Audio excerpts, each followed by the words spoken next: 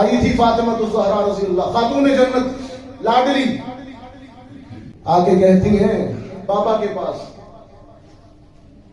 امام الانبیاء کی خدمت میں بیٹی آئی ہے اور میری بیٹیاں متوجہ ہوں، عرض کرتی ہیں اللہ کے رسول بابا جان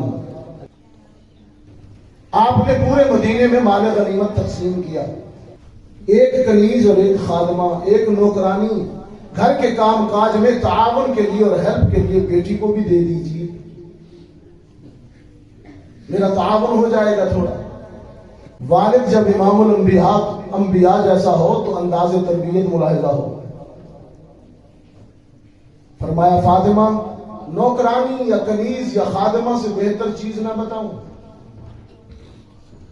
جب تو گھر کے کام کاج کیا کر تو اگر تیری زبان کام کے وقت اللہ کے ذکر سے تر رہے تو تجھے تھکاوٹ نہیں ہوگی۔ یہ جو آپ پڑھتے ہیں نا تسبیح فاطمہ، یہ اس دن ارشاد ہوا میرے آقا کا بیٹی کے لیے، بیٹی ذکر کیا کر، سبحان اللہ الحمدللہ اللہ اکبر، اسی لیے اس کو تسبیح فاطمہ بھی کہتے ہیں۔ کام کرتے ہوئے تجھے تھکاوٹ کا احساس نہیں ہوگا۔ اچھا ابا جان بیٹیاں تو یوں ہوتی ہیں، فوراً واپس پلٹ آئی۔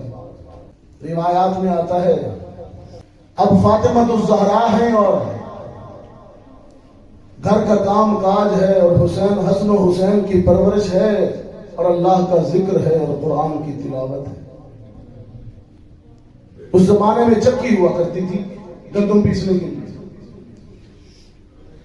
روایات میں آتا ہے کبھی کبھی چکی پیستے ہوئے سورہ تقریر پڑھا کرتی تھی۔ سیدہ فاطمہ الزہرا پڑھتی ہیں اذا الشمس کورت، اللہ اکبر، آسمان و زمین کے سناٹے کو نسوانی آواز نہیں بھول پائیں گے۔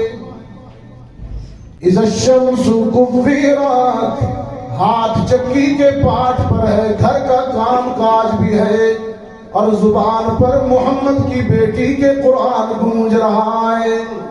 وَإِذَا النُّجُومُ انْكَدَرَتْ وَإِذَا الْجِبَالُ سُيِّرَتْ وَإِذَا الْعِشَارُ عُطِّلَتْ وَإِذَا الْوُحُوشُ حُشِرَتْ وَإِذَا الْبِحَارُ سُجِّرَتْ وَإِذَا النُّفُوسُ زُوِّجَتْ وَإِذَا الْمَوْءُودَةُ سُئِلَتْ بِأَيِّ ذَنبٍ قُتِلَتْ وَإِذَا الصُّحُفُ نُشِرَتْ وَإِذَا السَّمَاءُ كُشِطَتْ وَإِذَا الْجَحِيمُ سُعِّرَتْ وَإِذَا الْجَنَّةُ أُزْلِفَتْ عَلِمَتْ نَفْسٌ مَّا أَحْضَرَتْ۔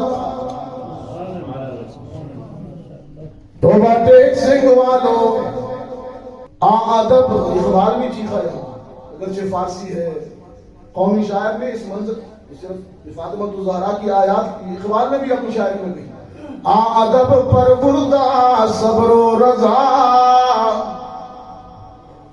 ادب پر بردہ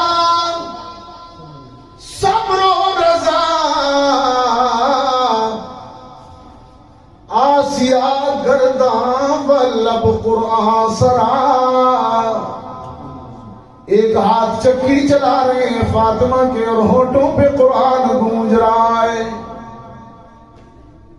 فاطمہ ہاتھ سے چکی چلا رہی ہے، فاطمہ کے ہونٹ قرآن پڑھ رہے ہیں اور اسی دوران فاطمہ کی گود میں حسین اپنی ماں کا قرآن سنتے ہوئے وعدہ کرتا ہے، ماں تو نے چکی چلاتے ہوئے قرآن نہیں چھوڑا تو تیرا بیٹا کربلا میں سر کٹاتے ہوئے بھی قرآن نہیں چھوڑے گا۔